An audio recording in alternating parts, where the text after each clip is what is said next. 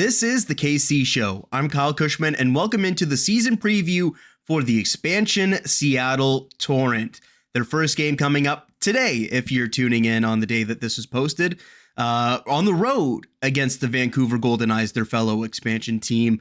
Going to be a very fun game, just seeing both of those teams for the first time and against each other. Also coming off of the two preseason games that they played against each other. But this Seattle team is built very differently than Vancouver, their counterpart in the expansion process. You look at Vancouver, there's a lot of experience throughout the lineup.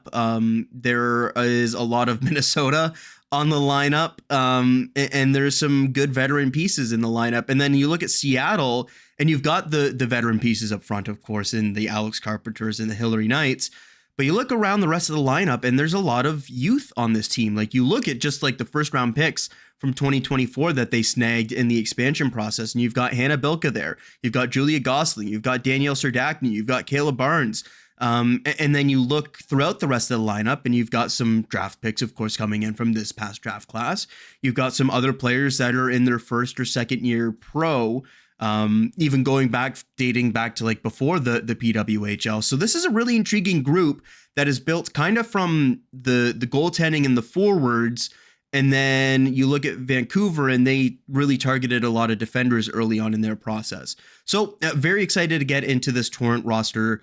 Obviously no in and outs for this roster because it's a brand new roster. It's just players coming in. So beginning with my 5 big questions for this Seattle roster, and beginning on the blue line, I talked about how Vancouver felt like a lot of their early picks in the expansion process and some of the signings they made were building from the back out, with the Claire Thompsons, the Sophie Jakes in the signing window, Emirates Mashmeyer there as well, and then the first pick of Ashton Bell.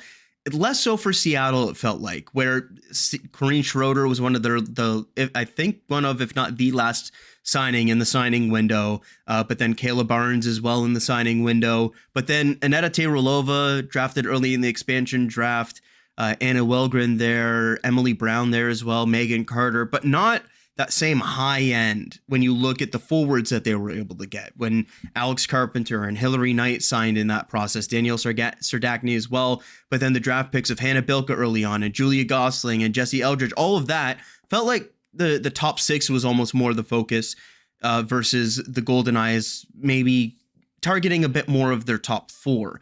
And so my question on the defensive side of things, and the big question that I have to begin things off here, is there enough offense coming from the defensive group? Like, you look at this defensive group, Kayla Barnes is obviously going to bring an offensive punch, and I think is going to show more, at least in terms of the counting stats, than she did in Montreal, just sharing the ice and sharing the workload with Erin Ambrose. I think she's clearly the number 1 D here in Seattle. But you look on the blue line, and then it's like Aneta Taylorova played a fair amount on the power play, but isn't necessarily like an offensive defender.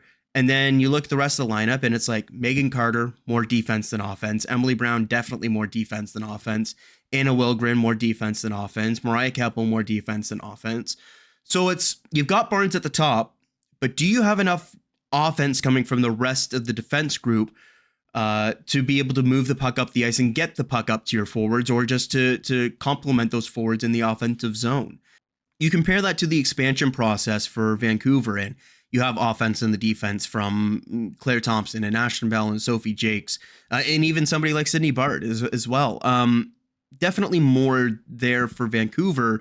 Some more intriguing pieces up front, of course, for Seattle in terms of the younger players as well. But the sacrifice there is maybe a little bit on defense, and in particular, the offense from the defense. I think there's some good defensive defenders there, and Megan Carter, her physicality, her defensive game, Emily Brown, her defensive game, Anna Wilgren, complimentary piece, maybe can give you a little bit of offense there. Mariah Keppel, some more defense there as well. But it feels like they're going to be leaning pretty heavily on Kayla Barnes and Aneta Taylorova in offensive situations from the back end. I'm wondering if there's enough offense from the blue line on this group going into this season. So question number 2 for me is going to the forwards and the elite first line. Hannah Bilka, Alex Carpenter, Hillary Knight. Does that line stick all season long? If it sticks, it's probably the best line in the league. If not, it's the number 2 line in the league. You look at the season that Hillary Knight had. and you look at the talent that Alex Carpenter has and their chemistry together with Team USA, and you add Hannah Bilka, who played quite a bit last season when she was healthy, with Hilary Knight, and you add her speed to that line, and she can work speed-wise alongside Alex Carpenter, and then you have Hilary Knight who cleans things up in front of the net, or you can have all three of those work very well in the offensive zone. It is such an exciting line that that line could literally just plug and play for Team USA at the Olympics as their first line. But by putting all three of them together does mean that you're going to a bit more of a question mark in the second line in terms of asking Julia Gosling and Danielle Serdachny to step up where they had some struggles in their first seasons pro. And it also means that your bottom six is maybe lacking a little bit more. So I certainly think that in terms of the line working together, it's obviously going to work together.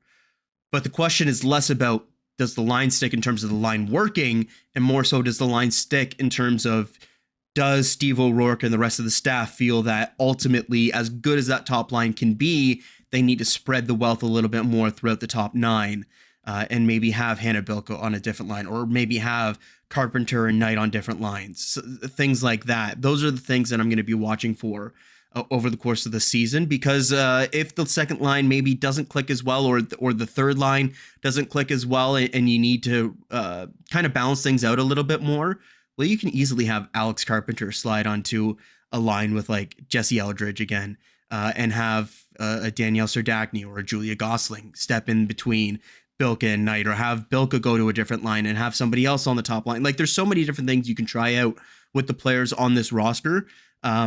It's something I'm going to be watching for in terms of the elite first line, but can you keep that line together? Like, do you have enough depth to keep that all together? Which leads me to the next question, which kind of ties into it. Is there enough depth scoring? Like, will depth scoring be an issue? You look at the top six and it's stud after stud. Bilka-Carpenter-Knight, and then you follow that up likely with Gosling, Serdachny, and Eldridge. But then you get to the third line, and at least based off of the preseason lines, it looks like Natalie Snodgrass is going to get a shot there. Jenna Buglioni, we'll see what she looks like as a rookie there. Michaela Grant-Mentis has had some good moments, has also had some quiet moments in the PWHL. The projected fourth line right now with Agia, she's had some good moments, has had some quieter moments. Lily Delianidis, not really sure what to expect from her this year. And then Brooke Bryant or Mara Wagner, again, kind of two depth players. So you look at that group in the bottom six, and it's like, there's a lot of players that I think would be fine or serviceable on fourth lines. How many legit third liners are there? Maybe Buglioni coming out of the gate as a first round pick. You would either hope that she either gets to that third line center role over the course of the season, or is that from day one? So you'll pencil her in as like a legit top nine player, just for the sake of argument. I think Michaela Grant-Mentis is probably a good top nine player after expansion. A player that, again, has had some flashes, has played higher in the lineup, has played lower in the lineup. I think she's a perfectly fine third line player in this kind of role. But I don't really think Agia has proved herself as a top nine player and is projected to play on the fourth line to begin the season. Delianidis is a question mark. Brooke Bryant is definitely a depth player. Mara Wagner, I think, is definitely a depth player after signing as a camp invite. And I think Natalie Snodgrass is a depth player. So I think there's at least one hole there in the top nine, which again might mean that you need to separate some things in the top six. But if there's some things that work in the bottom six, then maybe you're cooking with the group that you have in the top six. So yeah, question number 3 for me is, will depth scoring be an issue for the Seattle Torrent in year number 1? Continuing on, again, staying up front. That's where this team is built, I think, and there's a lot of intriguing elements to it. It's with the two sophomores in particular, and Danielle Serdachny, the second overall pick in the 2024 PWHL draft. Pretty disappointing first season with just the 2 goals over the course of the entire year. And Julia Gosling, who didn't score her first 5-on-5 goal until late in the year in the playoffs. Will either of those players or both of those players find their groove getting legit top 6 opportunities? It looks like they're actually going to play on a line together with Jessie Eldridge on the second line. It's kind of been telegraphed since the expansion draft. General manager Megan Turner actually kind of put together that top 6 at the expansion draft and kind of said so. And it looks like that's going to be the case to begin the season. But you need Serdachny and Gosling to be more productive than they were in their rookie seasons. I didn't really love the way that Serdachny was used by Ottawa for most of the season. I think she showed some flashes. I believe in her game. We're going to get to that in a moment, actually. But ultimately, she wasn't good enough in her first pro season. Julia Gosling played right wing, left wing, center, moved all over the lineup, didn't really get comfortable until the very end of the season. Good on the power play, wasn't as productive at 5-on-5, certainly. You're going to need both of those players to not just find their groove, but also be effective at 5-on-5 if the Torrent are to be a challenger at the top of the standings. So that's something I'm keying in on, because if they're playing on the same line together, they're going to have an opportunity to blossom together. But if things maybe start slow for both of those players as well, then again, going back to the previous issues of, will depth scoring be an issue, and do you have to split up the top line? If Gosling and Serdachny don't really get going out of the gate, well, then you're going to have to put Bilka on a line there or move some players around. In terms of those two being on a line together, the concern would be foot speed, right? Where Gosling, big, strong power forward, foot speed isn't necessarily her strength. Danielle Serdachny, a bit of a better skater, but not necessarily a burner by any means. And neither is Jesse Eldridge on the wing. So do you need to have some more speed on that line, whether that's Hannah Bilka moving down to the second line or somebody like Michaela Grant-Mentis coming up to that line? Some things like that will be decided over the course of the season. But to begin, I think the big question is, how quickly can you get Serdachny and Gosling going? Because I think those two and what they're doing over the course of the season will determine kind of where the Torrent are in the actual standings. If they're flying and they're looking great in their second seasons, I think you're going to see the Torrent at the top of the standings or near it. If neither of them are going, or if only one of them's going, I think that's when you're going to see Seattle maybe in a bit more of a question mark in terms of them making the playoffs. So those are some of the big things I'm looking at forward between the top line, the depth scoring, and that potential second line of Serdachny and Gosling. Those are some big questions that I'm looking at to commence the season for the Seattle Torrent. And rounding things out for my big questions, Steve O'Rourke, new women's hockey head coach coming in, comes from previously the Oshawa Generals. He was surprisingly let go or fired by the Generals in the middle part of last season. Very good team in Oshawa. They decided to go to a different head coach for a bit of a different play style. He comes into the women's game now here in Seattle. I think he's a good head coach. He has the experience in a developmental league like the OHL and working on a good team in Oshawa as well. But the limited women's hockey experience is a question mark. So for me, the big question is the fresh eyes in women's hockey and with these players a plus that benefits Seattle, or will there be an adjustment period that ultimately hurts early on for Seattle? When it comes to coaching, it's really a big question mark or I don't want to say blind spot, but really an uncertainty in terms of making the adjustment from the men's to women's game, because there are so many different intricacies in the women's game versus the men's game, or even just different rules and little things like that, that might change different coaching styles and whatnot. So I do think the fresh eyes has the potential to be a big plus for Seattle here. And I like kind of what O'Rourke has said, where he's kind of leaned into the fresh eyes element of it. And he knows obviously the top end players, but he's coming in fresh. Players are going to be able to make their own impression on him. It's not like he's coming in with preconceived notions on different players. And I think that's a bonus there as well. So yeah, very interested to see how things go for Steve O'Rourke as the head coach here. One thing that's a big benefit, and I asked them about this week on their virtual media call, is the left-right balance on defense. He has experience with the Oshawa Generals. They had like 4 or 5 different right-handed defenders in the lineup at one point. And so he's very used to coaching a team that has kind of an unbalanced roster on the left and righties on the back end. Well, Seattle, depending on the group that they go with, could have 5 out of 6 defenders, all lefties, or 5 out of 7, depending on the choices that they make in terms of whether they dress an extra forward or an extra defender.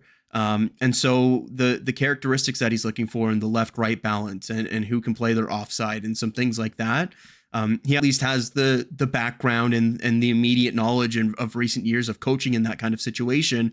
So that's a benefit there for specifically the roster that he has here. But yeah, very curious to see what this team looks like and plays like in terms of the O'Rourke effect of a new head coach to women's hockey coming in, and whether that makes the team kind of look a little bit different than some other teams, even though there is another new women's hockey head coach in Boston there in Chris Spar, or if this kind of looks similar to what you might expect from coaches trying to play their game, which is kind of fast and physical and direct. And that's kind of what Hilary Knight talked about this week in terms of the messaging from Seattle. So that's kind of what I'm expecting.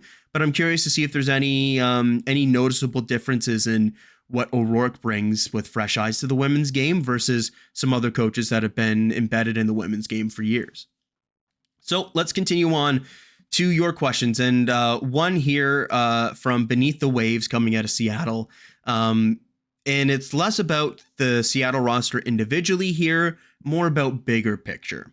They ask, if Seattle or Vancouver, the two expansion teams, win the Walter Cup this season, could you see that impacting how the next round of expansion goes? It's a really good question because I think a lot of people have maybe gotten a little carried away with, or I don't want to say, let me rephrase. I think there was a lot of fear mongering when the expansion rules came down and post the expansion draft and some things like that. And ultimately, coming out of the process, are Seattle and Vancouver projected to be very good teams? Yes.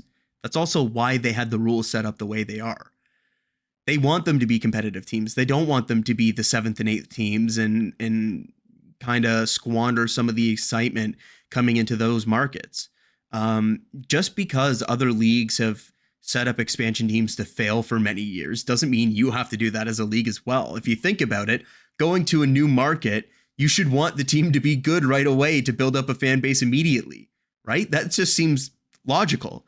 And so, yes, it hurts a lot of the original 6 teams. But you look around the league and the well-managed teams still look pretty good. Like Montreal looks better than they did last year, in my opinion. Toronto looks like they're going to be formidable again. Minnesota's a very intriguing group who still have a lot of their core forwards. New York went very aggressive in completely rebranding or rebuilding the entire team. Boston's in a bit of a trickier situation with some of their losses in expansion. Ottawa's in a bit of a weird place in terms of their forwards, and I think their issue is less about the expansion process, even though they lost a lot of good defenders and good players in that process, but almost more about the free agents that have left for them. But you look around the league and it's like, yeah, Vancouver's projected to be good. Yeah, Seattle's projected to be good. But I don't think they're going to be like 30-0 type teams. Like, this is a competitive league. They're going to be competitive teams. They're going to be good teams, which is everything that the league wanted here. So if I were doing the expansion process, would I have had the exact same rule set? No, I would have had some changes. I would have at least had one extra protection slot for like draft picks from last year's draft class. I think it was a bit aggressive in terms of just the 3 initial players. I think ultimately the way it played out was perfectly fine, but I would have had maybe one extra protection slot specifically for a player from the 2024 draft class. Just to retain some of that younger talent or that talent that you're trying to cultivate through the draft. I think that would have been a benefit to some of the original 6 teams and maybe put some more of an impression on trying to build through the draft as well.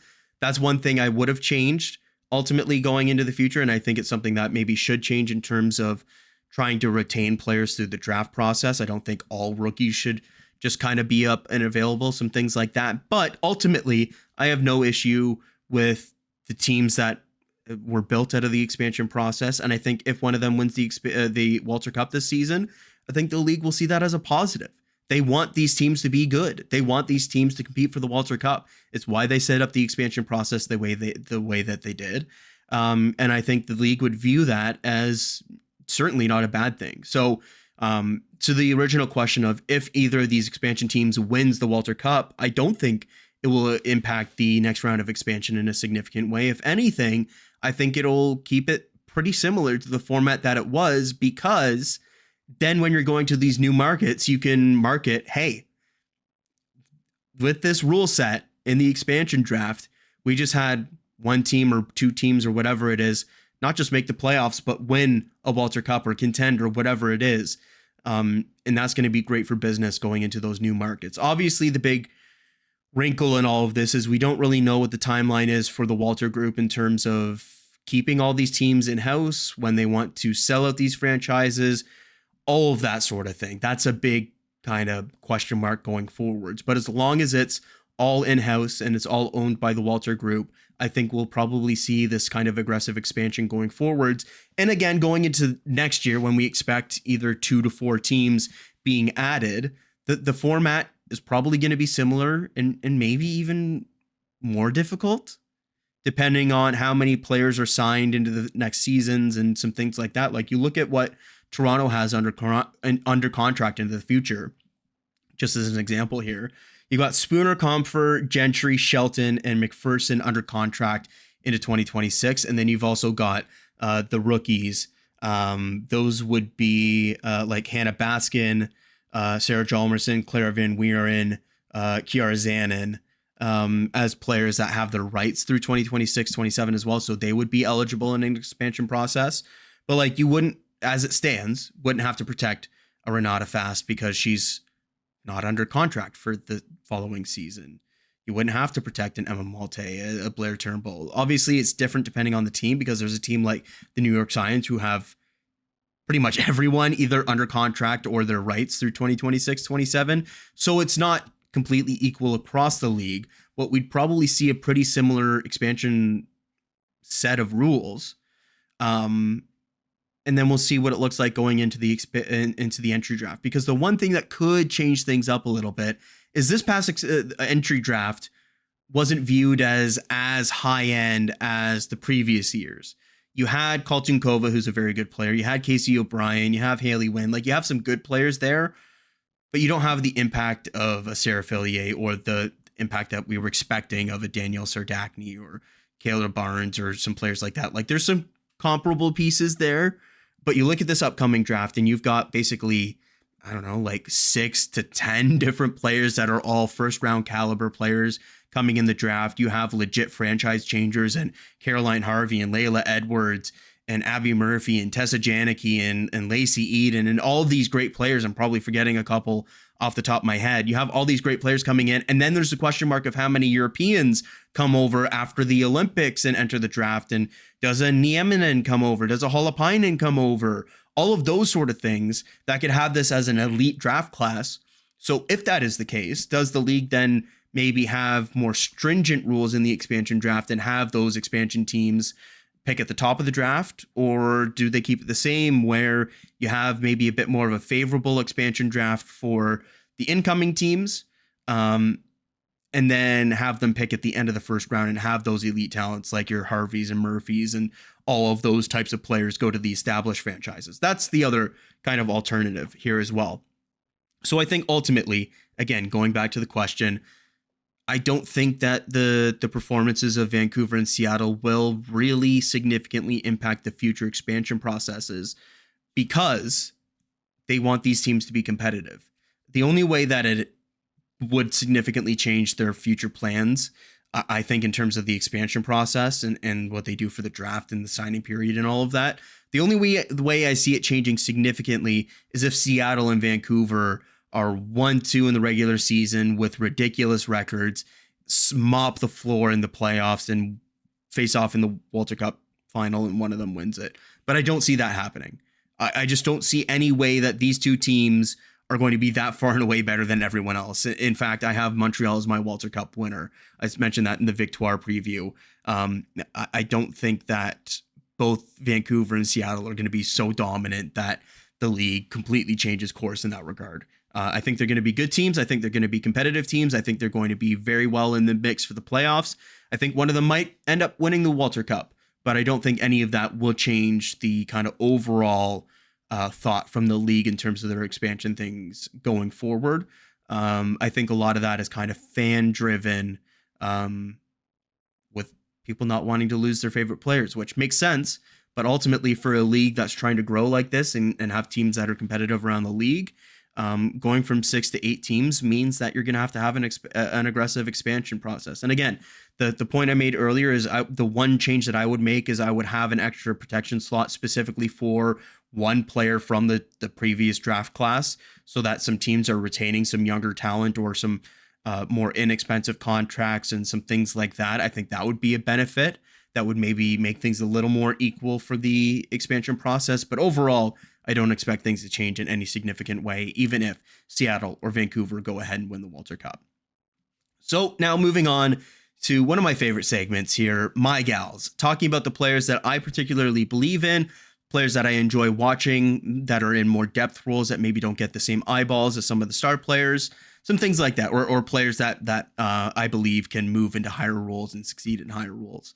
So I've got 3 picked out, as I do for every single roster here. And beginning with, I think fittingly, because I'm wearing the Raya the Label sweater, which is extremely comfortable, probably my favorite sweater that I own, by the way. Mariah Keopple led the league in block shots last season with 60, and posted pretty strong defensive results over the course of the year as well. Her game has grown significantly since being an undrafted player in 2023 out of Princeton. She's a low event defender, not necessarily somebody you expect to put up like big offensive totals by any means, and probably isn't going to drive a lot of offense at 5-on-5, but she can penalty kill. She can give you some good minutes defensively. And I think she's somebody that can play that kind of important defensive role. And I just believe in her game as like a legit defender in this league that can give you some good defensive minutes. And then in addition to that, of course, everything that she does off the ice in terms of like those runway shows that she did and her clothing line and all of that is just very cool and kind of unique to women's sports and women's hockey here. Just a very good person to kind of cheer for in terms of being a bright personality in the sport. Great for the sport in terms of what she's doing on a social media basis and what she's doing, kind of growing her own brand there. Just a very good player to cheer for, and one of those players that I'm cheering for out in Seattle. And I think a player that, given her defensive results and her block shots and her defensive results and some things like that, is a legit player in this league, and I think will continue to grow. Again, she's only 25 years old, so a player that I think can continue to grow in Seattle if given the opportunity. And I think based on the fact she signed there as a free agent, leaving Montreal to do so, I think she probably will get the opportunity to continue to grow, especially in that defensive role in Seattle. So moving from an undrafted player to a second overall pick, Danielle Serdachny did not have a good season last year. And I feel like things just didn't mesh well with her and the Charge, whether that's specifically the coaching staff and Carla McLeod and that system, or moving from center to wing and kind of having some different line mates and then ultimately getting stuck in the bottom 6 and not really being trusted overall. Things just didn't go very well for her. Like, you look at her results and like she didn't score a goal after January 7th. She scored 2 goals on the entire season, didn't score a goal in the playoffs, had some good assists over the course of the season, but the goal scoring was not there in the way that it was certainly in college. I still love her blend of size and offensive skill. There's a reason why she's been on Team Canada the past couple of years. There's a reason that she was such a dominant player in college.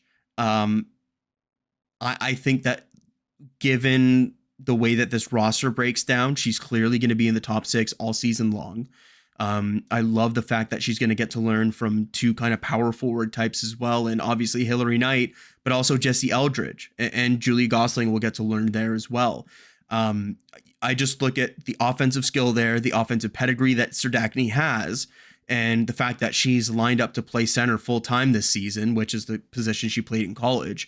I think that everything is setting up there for her to have a very good bounce back season in Seattle. I think that she could. I'm intrigued to see this fit on the second line, because I would like to see a little bit more speed there. And as much as I love the Bilka-Carpenter-Knight pairing, I think it might be a bit better to almost flip Bilka onto that second line with Serdachny to give that line a bit more juice in terms of speed, and maybe have another power forward on the top line and Gosling, and maybe get her some reps alongside Hillary Knight, something like that. I'd keep an eye on. But in terms of Serdachny specifically, I really like her skill set. I think she has the ability to be a dominant offensive player in this league once she clicks and kind of gets things going. And I think she's going to be given the runway to figure her game out and to do that in Seattle. There's a reason they signed her in the signing window as one of their first expansion players. I love that decision to go out and get her, because I think she's one of the highest potential players available in that expansion process in terms of a young player that can be a franchise stalwart. And I think she's going to have a chip on her shoulder after a down season in Ottawa, where she's also looking to prove herself and make the Olympic team in February. So continuing on, actually staying with Colgate here, Last one I have is Between the Pipes, and it's Hannah Murphy. She was my top-rated goaltender going into the draft.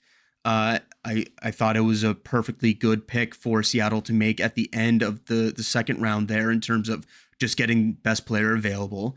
I thought she might end up somewhere else. I was looking at Toronto potentially. I was looking at New York potentially. Just some teams that might need that kind of goaltender coming up the pipeline. Because you look at Hannah Murphy's profile, she's 5'10", had very good numbers at Colgate. You look at Kaylee Osborne, and she's going to be the starter in New York this season, and was in Canada's Olympic training blocks, as well as the number 3 or number 4 goalie actually got into one of the rivalry series games. And every year at Colgate, Hannah Murphy's numbers were in line or better than Osborne's. If Corrine Schroeder stumbles at all, and I believe in Schroeder as a legit number 1 in this league, I would have had her on Team Canada on their radar in the past couple of years, just given her performance in the PWHL. But for Schroeder, in the middle part of last season, things kind of went haywire for her in that big losing streak that New York had. She had some rough starts in that stretch where she allowed 3 to 5 goals in those games, and kind of that's where Kaylee Osborne got a couple more starts. If that kind of thing happens in Seattle, I think Hannah Murphy and her talent can maybe take advantage of that opportunity and could maybe run with it if she got that opportunity. I think she's more of a longer term starter than becoming like that true number 1 this season. But I look at her numbers at Colgate. I look at her frame at 5'10". I think she's going to learn a lot getting to play behind Corrine Schroeder there. I think CJ is a great third goaltender to have in that mix who could even back up if you need her to as well. I really like that mix that they have in net between Schroeder and Jackson, and then Murphy there is the young gun to develop. And I think it's going to be a great environment for Murphy to develop in. And I think that she's a future absolute starting goaltender in this league, and probably sooner rather than later. Big fan of Hannah Murphy and her game. And I'm excited to see what she can do as a rookie and see if she can maybe blossom and kind of find her groove here quickly in the PWHL. I think she's a legit goaltender, and I think she's going to be a starter in this league sooner rather than later. So let's wrap things up with my projected lineup. And at least in terms of what I would start with, I kind of mentioned there the idea of swapping Gosling and Bilka, but ultimately the high-end upside of Bilka-Carpenter-Knight is too much to overlook. I would have that as my first pairing, my first line to begin the season. Just the speed and dynamic play of Bilka and Carpenter together, the different flavor that Knight gives you on that wing, the chemistry that Carpenter and Knight and Bilka and Knight have. Bilka and Carpenter as well playing a little bit on the national team. I just love that mix of, I love that mix of players together. I would keep them together at least to start the season and only split them up if you really need to over the course of the year. To the second line, and again, I'm keeping that bigger second line, menacing group of Julie Gosling, 5'11", Danielle Serdachny, like 5'9", and Jesse Eldridge, I think 5'9" as well. 3 powerful players. That Jesse Eldridge has put up points in this league already. Danielle Serdachny has done it in college. Julia Gosling has done it in college.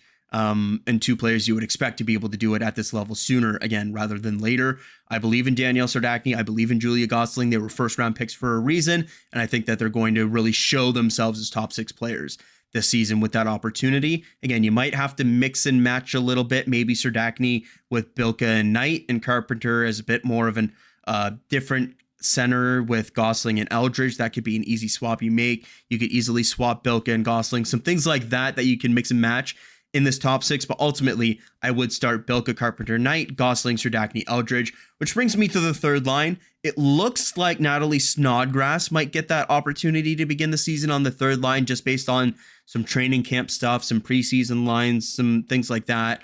I would personally have Lexi Agia on the third line with Jenna Buglioni and Michaela Grant-Mentis. I think she brings the size element that Buglioni and Grant-Mentis lack. Somebody that can play the net front and finish some chances in and around the net. Buglioni, a smaller player, but speedy, hard worker, tenacious, can get in on the forecheck and help get to the dirty areas as well. And Grant Mentis, a very good playmaker who, of course, we know her history in the NWHL and PHF and a little bit what she's done in the PWHL through a couple of seasons. I think she would be a good fit on that line there as a playmaker alongside the speedier Buglioni in the middle and maybe a bit of a finisher there on the wing in Lexia Gia. And then to the fourth line, Lily Delianita seems penciled in as the fourth line center. I would have Natalie Snodgrass on this fourth line. And I'm actually looking to Mara Wagner here. Obviously, we didn't get to watch the preseason games, but she had a goal and an assist in the preseason. Played last year with Skellefteå in Sweden on a lower scoring team, finished top 5 in scoring there. Nothing to really write home about. Again, not like a super productive collegiate career at RPI and Robert Morris, but she's actually born in Seattle, so a local product, had a good preseason, signed a contract out of training camp. I would give her a shot in the regular lineup to begin the season because you kind of know what you have in Brooke Bryant there as a right winger that could slide on the right wing, and then Snodgrass moves over to the left wing alongside Delianitis. You kind of know what you have in Brooke Bryant. She's played in the league for a couple of years. I would give Mara Wagner an opportunity as a player that is maybe somebody that has a bit of a chip on their shoulder or has come through a different path, coming through Robert Morris and RPI, two programs that haven't really produced a ton of PWHLers, and played a year in Sweden and went undrafted into PWHL drafts. Like, that's the kind of player that I like to see get an opportunity here. So I would have her in the starting lineup to begin the season. Then it brings me to the defense, where I would actually go a bit different on all pairings from what at least has been projected through training camp here. For Steve O'Rourke, it looks like it's going to be Taylor Barnes on the top pairing, Wilgren Brown on the second pairing, and then Carter and either Lobdell or Keppel on the third pairing. I would mix up actually quite a bit of that. I would go with Wilgren and Barnes on the top pairing, plug and play that exactly from Montreal. It worked in Montreal. They worked together. It got Wilgren onto Team USA at the World Championship, even though she didn't really play or didn't play at all. I think the fact that they signed her already to a 1-year contract extension shows that they like her game, obviously, having selected her in the expansion process. I would go with those two on the top pairing, and then that means that that would open you up to have Taylor on the right side. In terms of the players that are lefties that can play on the right side, I view Taylor as one of the top options to play on the right side. She did it quite a bit in Ottawa. She has the skating and kind of the offensive side of her game more than some of the other players. And when you're talking about somebody playing their offside, as Steve O'Rourke talked about with me this week, the skating is one of those big elements because it's really going to help you get into some tricky situations on your backhand on playing on your offside. So I would have Taylorova on the right side on my second pairing with Megan Carter, physical defender who had a slower start or a late start to last season due to injury, played fine over the course of the season. I don't think she had necessarily the biggest impact for the Scepters, definitely helped the defensive depth. Got some minutes higher in the lineup later in the season. She's somebody that I think has a lot of potential as a shutdown defender in this league. Physical, can move pretty well. Maybe you can try to unlock a little bit more offense from her, just given what she did at Northeastern. But I would have her in the top 4 here alongside Aneta Taylorova. And then to my third pairing, which is my defensive minutes pairing, Mariah Keppel with Emily Brown, two players who can eat defensive minutes, very good defensive players. Probably going to be key on your penalty kill as well. I would go to the 5 defenders, 5 lefties in the top 6 rather than having Lindy Lobdell in there. I just view her as more the clear-cut number 7 of this group, and I would have all of Keppel, Brown, Carter, Taylorova, Wilgren in my starting lineup. So that brings me to the goaltenders. Obviously, Schroeder, the clear-cut starter. Murphy, I think the easy choice to at least back up in terms of the higher potential. And then CJ, I really like their game. I really like what they bring as a goaltender. I could see them getting the nod to at least back up to begin the season. But I think you take Hannah Murphy with a 2nd-round pick for a reason. So I would project her to be more of the primary backup. But I do expect all 3 goaltenders to get some minutes over the course of this season. So that brings me now to finally, where do the Seattle Torrent finish this season? I've got a bit of a wider range for them here. I could see them finishing anywhere from 1 to 5 in the standings. Let's begin on the 5 side of things. So how could I see them missing the playoffs? Lack of depth scoring.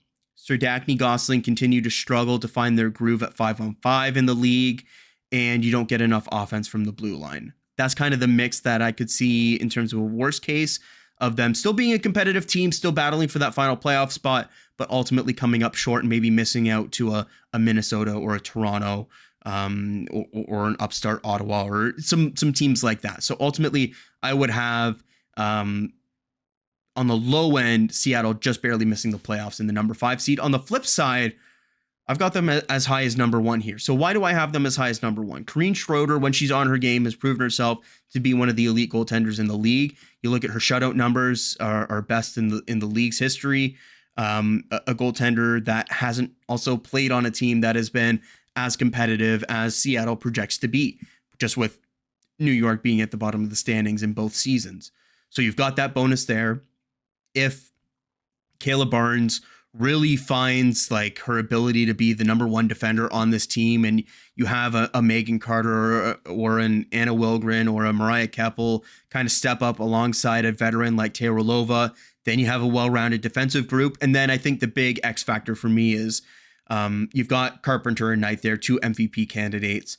And then if you have any of your 3 first-round pick forwards, I guess 4 technically with Jenna Buglioni there, but talking about the 2024 draft class in Bilka, Serdachny, and Gosling, if those 3 players really click this season, then all of a sudden you've got probably the most well-rounded or diverse in terms of play style top 6 in the league who can beat you in a bunch of different ways. If the depth scoring isn't an issue, some things like that, like there are a bunch of ways that I could see this team really coming together to be the number 1 seed in the league this season. Ultimately, I think I'm going to project them to be my number 3 or 4 team this season.